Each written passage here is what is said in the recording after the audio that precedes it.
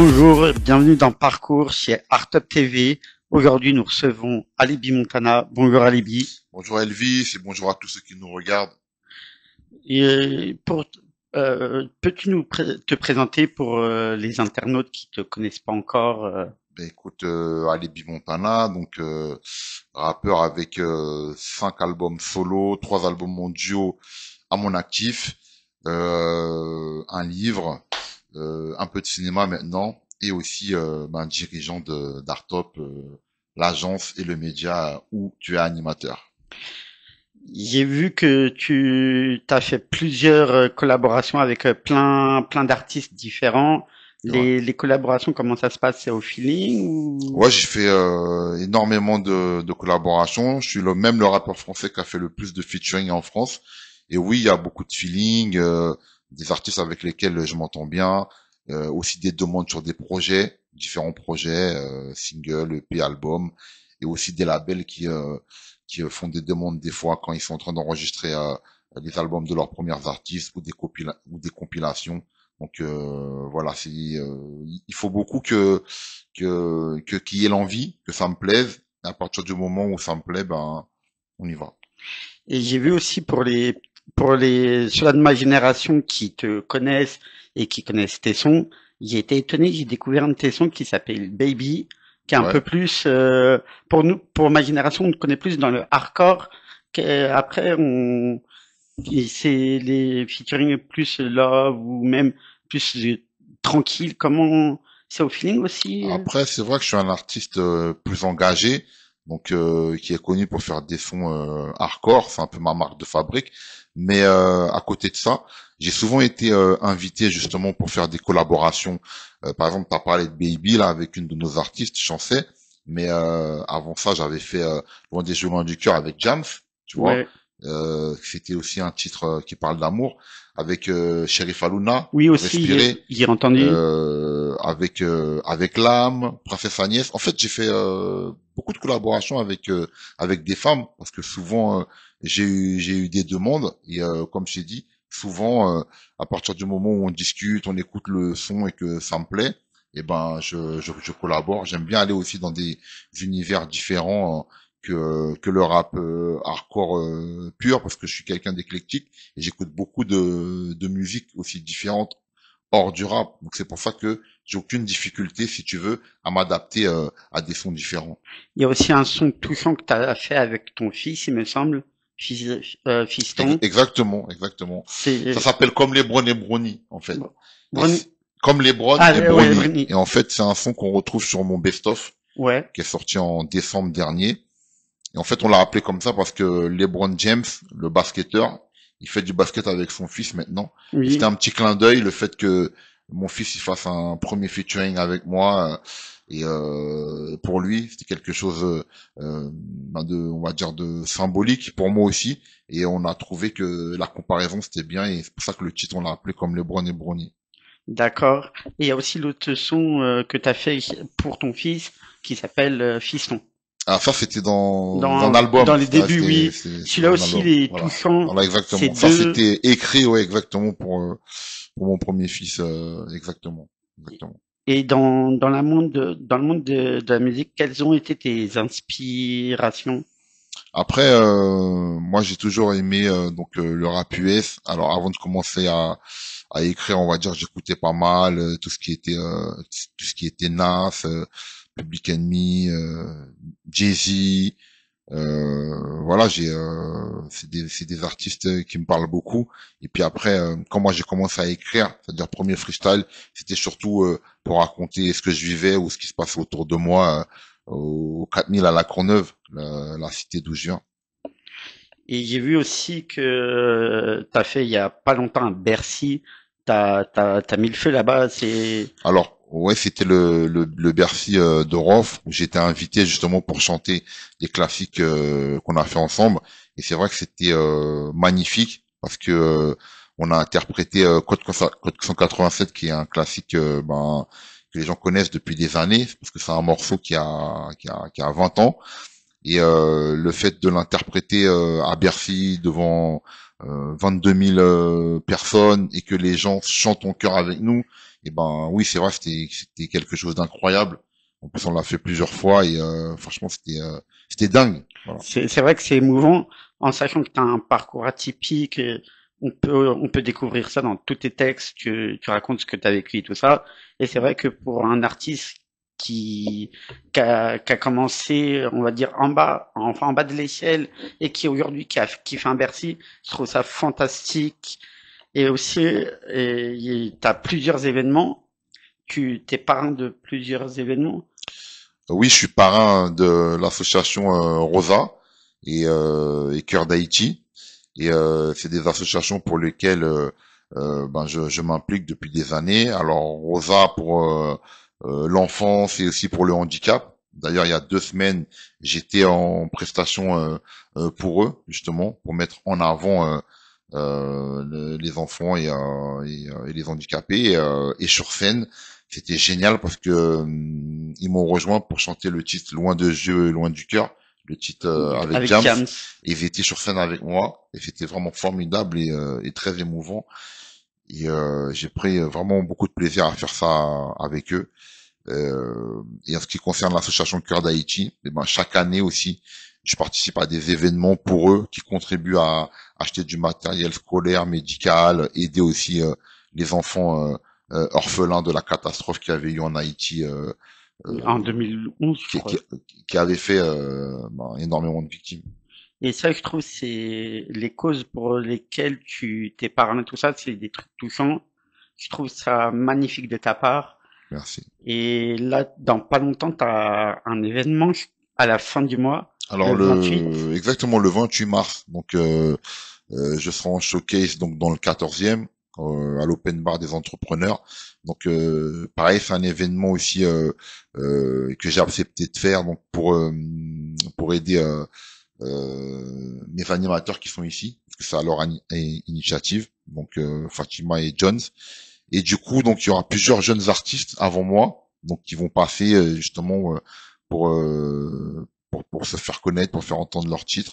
Et puis ensuite, donc je donnerai un showcase dans la salle où je chanterai quelques-uns de mes classiques. Donc tout le monde est invité. Ça se passe le 28 mars à 19h, bar des entrepreneurs dans le 14e. Mais j'espère que tu seras là toi aussi. Bah, bien sûr, je serai à mon frérot, qui connaît la famille. C'est clair. C'est surtout que, bah, pour moi, je te suis depuis tes débuts et, enfin, depuis tes débuts. Et c'est vrai que c'est touchant. Et on va parler aussi du côté art-up. Mhm. Il y a pas longtemps, tu as ouvert une agence artistique et médiatique C'est ça. avec Madi Delebar. C'est ça. Ça fait 2 ans maintenant. Donc voilà, et qu'on œuvre. Et l'histoire d'Artop, c'est vraiment le fait que je suis quelqu'un dans mes tournées qui a toujours été accessible, qui a beaucoup communiqué avec les gens. Et quand j'allais en tournée, aussi bien pour le livre que après pour le film Le Braconnier, il y avait énormément d'artistes qui venaient dans les salles m'amener des projets, des CD, des livres, tout un tas de choses, des courts-métrages. Et à chaque fois, il y avait le même problème. Ils disaient qu'ils n'avaient pas de contact, pas de réseau. Et après, Majid m'a dit, regarde ces gens, c'est des gens qui écoutent pour certains depuis des années et aussi qui te font confiance. Donc, je pense que là, faudrait monter l'agence justement pour être le relais un petit peu de ce qui leur manque, c'est-à-dire les connexions, les contacts. Et c'est ce qu'on a fait depuis 2 ans maintenant. On œuvre pour ça. On a beaucoup d'artistes qui sont ici chez nous pour qui on fait ce travail-là de développement. Et il y en a de plus en plus qui viennent. Il y a la partie média avec toi et tous nos animateurs. Et donc voilà, c'est un tout, Artop, et on est très content de l'avancée des choses. Et c'est une petite famille avant tout. Exactement, c'est la famille. C'est vrai que tu es très proche de ton public, ce que je peux voir en concert, dans tes showcases partout. Mais t'as pas fait que du rap, t'as fait aussi des films. Oui, oui, bien sûr. On peut te voir dans Le Braconnier, dans plein de On films. peut me voir dans Le Braconnier de Sébastien Jiménez. Les gens qui ne l'ont pas vu, donc ils ont la possibilité de le voir sur Allociné maintenant. Et dans la série Diversion aussi. Et actuellement, oui, je suis en train de préparer un rôle pour une série aussi qui a été écrit par Maître Taboulaï sur un prochain long métrage aussi où je peux pas en dire plus, mais que je suis en train de travailler aussi pour des tournages, on va dire, à la fin de cette année, quoi. Et j'ai une question. Est-ce que tu t'es déjà posé la question si un jour tu ferais du théâtre comme Kerry James? Alors, on m'a déjà posé cette question, donc j'ai dit pourquoi pas. Moi, je suis quelqu'un qui me donne pas de limite. Donc après, le théâtre, c'est autre chose, c'est différent. Je pense même que c'est plus dur. Mais je suis pas fermé à ça. Je me dis pourquoi pas. J'en ai déjà discuté de manière brève avec des gens et pourquoi pas. J'ai vu aussi une petite anecdote du pourquoi du comment tu t'appelais Alibi. Ouais. Est-ce que tu peux nous en parler un peu si t'es d'accord? Ouais, bien sûr. Alors mon nom c'était vraiment bien avant la musique. Donc dans le quartier, tout le monde m'appelait Alibi parce que j'étais celui qui trouvait tout le temps les meilleurs alibis pour tout le monde, les meilleures excuses, même à l'école. Quand on recevait les lettres et tout l'établissement qu'on avait déconné, j'étais celui qui arrivait à les récupérer dans la boîte aux lettres, etc. Donc ils m'appelaient tous Alibi. Et puis après, quand j'ai commencé à faire mes premiers freestyles, à chercher un nom au niveau du rap, eh ben, tout le monde m'a dit, ben, on t'appelle déjà tous Alibi, donc garde Alibi. Et puis après, j'ai rajouté le Montana, parce que j'ai toujours aimé les films de gangsters, tu vois. Ouais, Scarface, Lucky Marciano, il y a énormément de films comme qui ça t'ont inspiré pour. qui m'ont inspiré, le Montana, c'est par rapport à mon amour des films de gangsters. C'est pour ça que c'est la question que je me posais, enfin que je me posais et que j'ai eu cette réponse en interview. Et pour cette année de 2025, est-ce que tu comptes ressortir d'autres albums ou Alors, pas? il y aura un prochain best-of. Ouais, Donc, il y aura best-of plus inédit volume 2. Donc, dans celui-là, donc, il y avait les inédits, comme tu as parlé tout à l'heure, le morceau avec Jay, le morceau aussi avec Koff, du 13 organisé. ouais, de l'équipe de Jul. Voilà, exactement. On a fait le morceau du 13 au 93 qu'on a enregistré à Marrakech, avec lequel j'ai pris beaucoup de plaisir à travailler. Voilà, c'est un artiste qui l'a pas caché, qui l'a dit que mes albums l'ont beaucoup inspiré.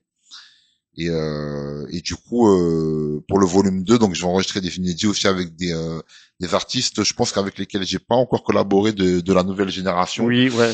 Et comme ça, j'ai ce plaisir-là à mettre des morceaux classiques à moi et à les saupoudrer de d'inédits avec justement des nouveaux rappeurs de la nouvelle génération et de faire de nouveaux titres avec eux. Et c'est vrai que comme par exemple du 13 au 93, pour moi c'était, je trouvais ça inattendu, c'était c'est vrai que ça nous a, pour ma part, ça m'a grave touché de voir deux rappeurs, un de l'ancienne génération et un de la nouvelle collaborer ensemble et nous faire vraiment une petite pépite. Ça m'a drôlement touché. Ouais, c'est clair, on a pris beaucoup de plaisir tous les deux à enregistrer ce titre. Et puis on a passé un des très bons moments parce que Koff m'expliquait aussi pas mal de choses par rapport à mes différents albums, 1260 jours, numéro d'écrou, comment il avait pris ses albums, comment ça l'avait inspiré. On a parlé de tout ça et on a passé vraiment un bon moment. Et c'est vrai que enfin, en écoutant tes musiques, c'est pour beaucoup de ma génération, même avant, t'as été nos inspirations premières. Merci.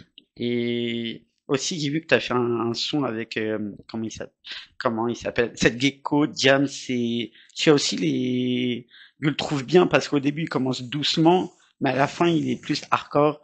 Ah ouais, Et bien ça, c'est sûr. des trucs, Oui, qui, oui, c'est des artistes avec lesquels j'ai aimé collaborer. Hein. Comme j'ai dit, j'ai fait tellement de featuring.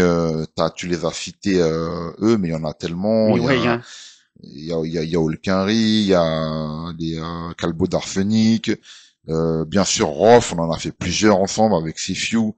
Euh, je sais pas, j'ai fait tellement Tellement oui, il y a tellement de de sons que t'as collaborations, fait, bien sûr. mais il y a un son que j'ai l'impression qui nous ramène aux sources, qui nous fait passer un beau message d'espoir. C'est comme à l'ancienne avec Rof. Ouais, comme à l'ancienne, hein, c'est un morceau aussi que j'adore. Pareil, quand tu l'écoutes, eh ben on parle tous les deux justement des choses avec lesquelles on a grandi, tout ça. Et voilà, c'est un pur kiff. C'est un pur kiff. Et puis il y a les albums mondiaux que j'ai fait aussi, donc avec L.I.M, Rue 1, Rue 2, Affaire de famille avec mon frère Alino, Le Oui. Bloc. Donc tout ça, c'est des albums en commun que j'ai pris plaisir à faire aussi. Donc la discographie est longue et je prends beaucoup de plaisir à écouter tous ces titres. Et ton public te le rend bien au concert, à être là, chanter avec toi. C'est C'est, clair, c'est clair. Moi, j'aime bien être en studio, tourner des clips, etc. Mais être sur scène, c'est vraiment un kiff parce que il y a l'interaction avec le public, tu vois. Et vivre ce moment-là, pour moi, c'est ce que je préfère en fait. et je crois que au mois de juin, tu fais un événement aussi. Au mois de juin exactement, donc pour la fête de la musique. Oui. Donc voilà, dans le 91. Et d'ailleurs, on va permettre aussi à pas mal de jeunes artistes de participer. Donc il y a un mail où ils peuvent s'inscrire, ils peuvent voir ça sur mes réseaux. Et on va passer aussi un bon moment, je pense. Ouais, c'est sûr. Et tu fais aussi pour Haïti dans le même mois, je crois, c'est avant ou après, Avec Cœur d'Haïti un peu plus tard. ou un peu plus tard. Ouais. Et et c'est vrai que t'as fait beaucoup de films. Tu peux nous parler de ton bouquin parce qu'on a parlé des livres, enfin des films et de la musique, mais on n'a pas parlé de ton bouquin. Alors mon bouquin s'appelle De la rue à la rime, donc c'est une autobiographie. C'est un livre écrit avec les deux journalistes, donc Laurent Louis et Frédéric. On a mis 2 ans. Ils venaient me voir, on va dire une fois par semaine, justement pour mettre le livre sur pied. Et j'ai pris beaucoup de plaisir aussi. C'est un autre exercice, c'est différent de la musique ou même du cinéma. Et j'ai beaucoup apprécié les salons du livre ou les séances de dédicaces dans les librairies, rencontrer ce public-là aussi qui est un public différent. Il y avait des gens qui étaient pas forcément des gros amateurs de rap qui ont acheté le livre. Bien sûr, il y a des gens qui de la première heure qui sont là depuis mes premiers albums, mais c'était bien ce mélange. J'ai pu échanger aussi bien avec des connaisseurs de rap que avec des gens, par exemple, qui me connaissaient par rapport au livre et qui me découvraient par rapport au livre, genre type des infirmières, des pompiers, des ambulanciers, avec qui j'échangeais dans les salons du livre et qui me disaient que voilà, ils avaient entendu des titres à moi, mais qu'ils n'avaient pas d'album et que le fait d'avoir acheté le livre et d'avoir lu quelque part ma vie, ça les a ramenés aussi sur la musique et il y en a beaucoup après qui sont partis chercher mes albums comme 1260 jours, comme Numéro d'écrou, etc. pour en connaître plus sur ma musique. Donc c'est en ça que je dis que le livre c'est différent, mais il a un rapport quand même avec la musique parce qu'il a ramené des gens aussi à aller écouter certains titres à moi. Et te ramener, oui, vers, parce que là, ouais, dans ce que tu dis, c'est vrai, parce que j'ai mon oncle qui te connaissait pas forcément et t'a connu grâce à moi et à mes cousins quand on écoutait ça en étant petit à fond dans l'appartement à l'époque de Sniper. Hmm. Et c'est vrai il y a des gens qui te connaissent via les livres, via le cinéma. Oui, il y a tout un vecteur, un tas de vecteurs différents, mais après finalement qui ramène à la musique. Oui, et qui ramènent, ouais, ce que tu fais de base. C'est clair. Et pour mis à part les événements à venir et les albums, et le film, t'as pas d'autres projets en cours? Là, c'est déjà pas mal Ouais, déjà. ouais, ouais. C'est déjà pas C'est mal, déjà c'est pas déjà pas mal mal. déjà. C'est déjà du travail de faire tout ça. Et puis après, au fur et à mesure, quand je me mets de toute façon sur des projets, donc je tiens les gens au courant sur les réseaux. Donc les gens sont au courant sur mes différents réseaux. Il y aura les Ouais. informations, que ce soit Instagram, Snap, voire même Facebook. Ils auront les informations. Même moi, de mon côté, je vais partager les informations. Avec plaisir.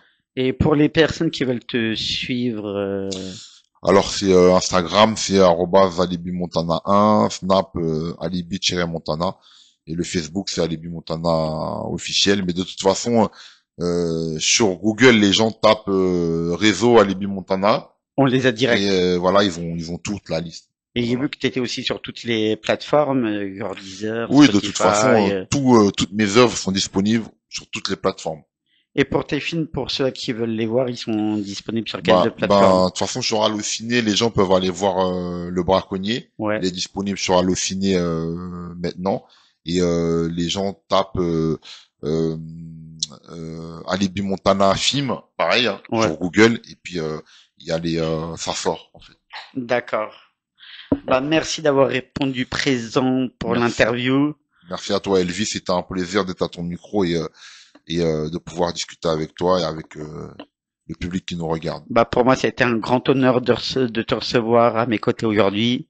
Merci à Majid aussi. C'est clair. Merci à toute l'équipe d'Artup et venez voir les événements prochains qui, les prochains événements d'Alibi. Merci à tous, à bientôt. Merci, à bientôt.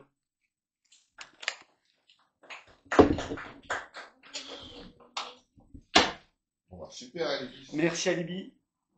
Ça va? Ça va bien? Ouais, ça va. Ouais, ça va. Voilà, ça va, tout se met en place.